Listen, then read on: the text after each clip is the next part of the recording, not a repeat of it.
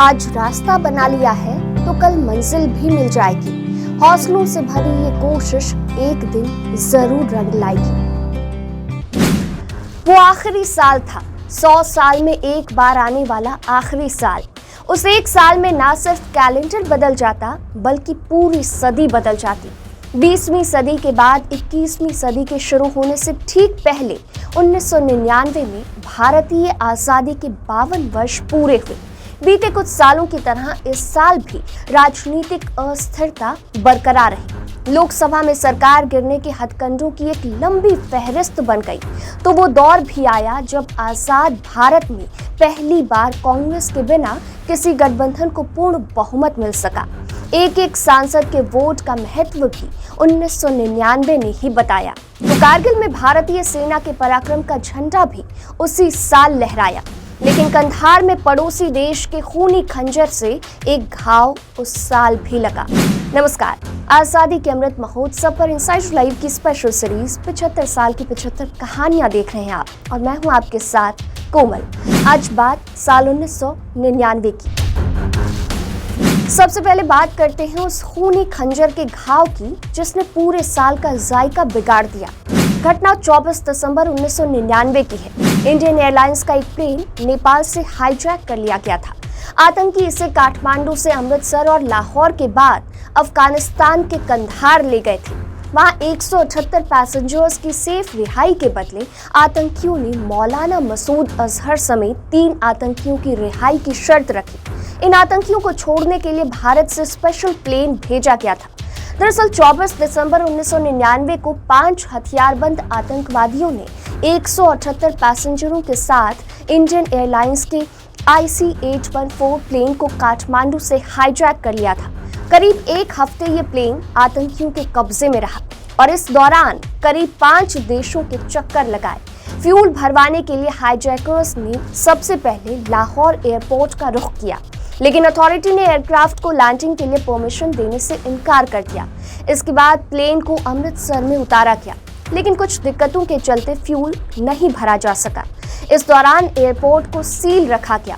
25 minute के इंतजार के बाद हाईजैकर्स ने पैसेंजर रुपीन कात्याल की हत्या कर दी और दोबारा लाहौर की ओर बढ़ गए। भारत ने पाकिस्तान अथॉरिटी को एयरक्राफ्ट की लैंडिंग के लिए मंजूरी देने के लिए कहा। पाकिस्तानी कमांडो से घिरे लाहौर एयरपोर्ट को सील कर दिया गया और प्लेन की लैंडिंग हुई। यहाँ प्लेन में फ्यूल डाला गया। यहाँ से प्लेन ने काबुल के लिए उड़ान भरी, लेकिन काबुल और कंधार में रात के वक्त लाइट्स का सही इंतजाम ना होने के चलते इसे दुबई डाइवर्ट कर दिया गया। दुबई के अल मिन्हत एयरफोर्स बेस में इसकी लैंडिंग हुई। यहाँ हाईजैकर्स ने खाने और दवाइयों की डिमांड की। UAE के अधिकारी महिलाओं और बच्चों को प्लेन से उतारने की मंजूरी मिलने के बाद बातचीत के लिए राजी हुए। हाईजैकर्स ने 25 यात्रियों को रिहा किया और रुपीन कात्याल का शव UAE अथॉरिटी को सौंपा गया। 25 दिसंबर 1999 की सुबह प्लेन ने दुबई से अफगानिस्तान के लिए उड़ान भरी और कंधार में लैंडिंग की। इसके बाद भारतीय अधिकारियों ने पैसेंजर्स की रिहाई के लिए हाईजैकर्स के साथ बातचीत शुरू की। हाईजैकर्स ने मौलाना मसूद अजहर के अलावा जेल में बंद 35 आतंकियों को छोड़ने और $20 करोड़ की फिरौती की मांग की। बाद में हाईजैकर्स ने फिरौती की मांग छोड़ दी और 3 आतंकियों की रिहाई का सौदा किया। उस वक्त की अटल बिहारी वाजपेयी की सरकार ने पैसेंजरों की जान बचाने के लिए तीनों आतंकियों को छोड़ने का फैसला किया। भारत की जेलों में बंद आतंकी मौलाना मसूद अजहर, मुश्ताक अहमद जरगर और अहमद उमर सईद शेख को कंधार ले जाया गया। इसके बाद 31 दिसंबर को पैसेंजर्स की रिहाई हुई, जिन्हें स्पेशल प्लेन से वापस लाया गया। इसी मसूद अजहर ने 2000 में आतंकी संगठन जैश-ए-मोहम्मद बनाया था। वर्तमान राष्ट्रीय सुरक्षा सलाहकार अजीत डोभाल जब आतंकियों से बातचीत के लिए कंधार पहुंचे तो उन्होंने देखा कि पाकिस्तानी खुफिया एजेंसी ISI के 2 लोग प्लेन में मौजूद थे। बाद में पाक खुफिया एजेंसी के कुछ और लोग भी वहां पहुंचे। उनमें से एक लेफ्टिनेंट कर्नल और एक मेजर था। डोभाल ने कहा कि अगर आतंकियों को पाक खुफिया एजेंसी ISI का समर्थन हासिल नहीं होता तो भारत इस संकट से बेहतर ढंग से निपट सकता था।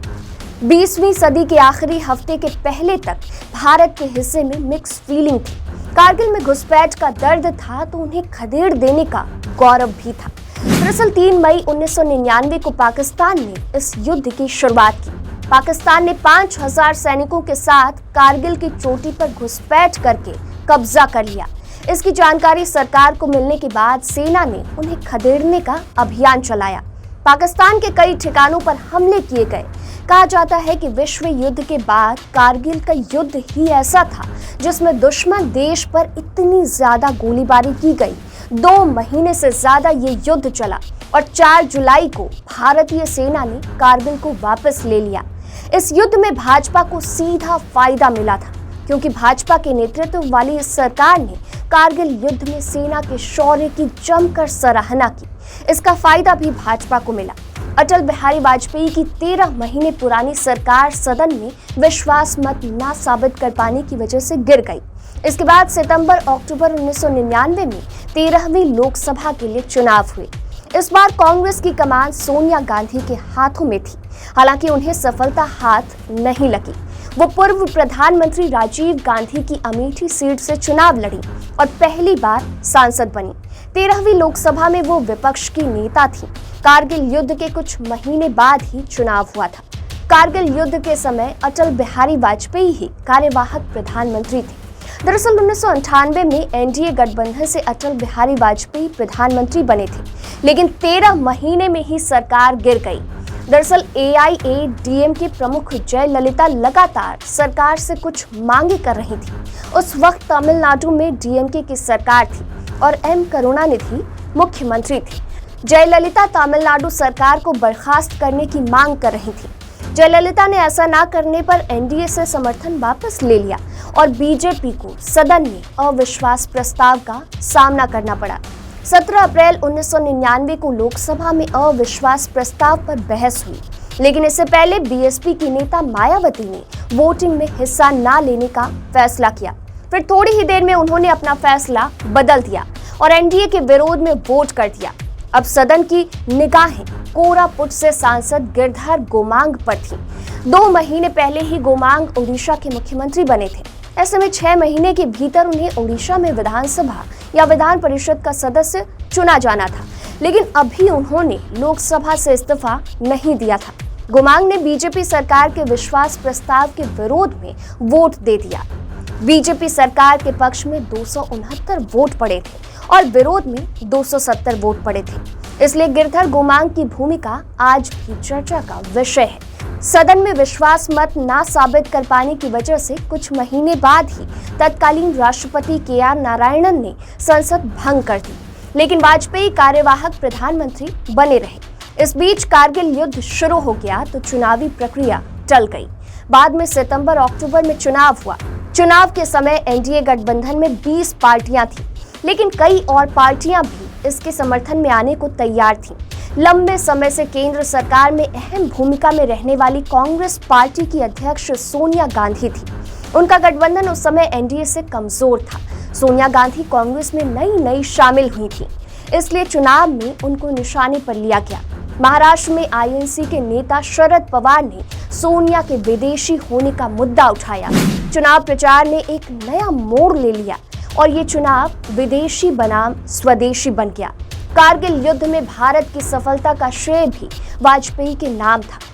इसके अलावा बीजेपी ने आर्थिक उदारवाद, आर्थिक सुधार और औद्योगिक विकास को भी बखूबी भुनाया। कांग्रेस के हाथों में रहने वाले असम, ओडिशा और आंध्र प्रदेश में भी बीजेपी की बढ़त ने अन्य पार्टियों का विश्वास भी एनडीए में बढ़ा दिया। परिणाम बीजेपी के पक्ष में रहा और एनडीए गठबंधन को 269 सीटें मिली। इसके अलावा 29 सीट जीतने वाली तेलुगु देशम पार्टी ने भी एनडीए को समर्थन दिया, जो गठबंधन का हिस्सा नहीं थी। कांग्रेस का प्रदर्शन बुरा रहा और इसे केवल 114 सीटें ही हासिल हुई। हालांकि इसे उत्तर प्रदेश में कुछ सीटें वापस भी मिल गई। 1998 में तो उत्तर प्रदेश से कांग्रेस का सूपड़ा साफ हो गया था। इस चुनाव में कम्युनिस्ट पार्टी भी खत्म होने की कगार पर पहुंच गई थी। सीपीआई को मात्र 4 सीटें मिली और वो राष्ट्रीय पार्टी नहीं रही। पहली बार ऐसा हुआ था कि बिना कांग्रेस के कोई गठबंधन बहुमत के साथ सरकार बना रहा था। अटल बिहारी वाजपेयी ने तीसरी बार प्रधानमंत्री के रूप में शपथ ग्रहण की और उन्होंने 2004 तक अपना कार्यकाल पूरा किया। तो आज के एपिसोड में इतना ही। फिर कल मिलूंगी अगले एपिसोड के साथ, यानी साल 2000 की महत्वपूर्ण घटनाओं के साथ। देखते रहिए इनसाइड जुलाई। नमस्कार।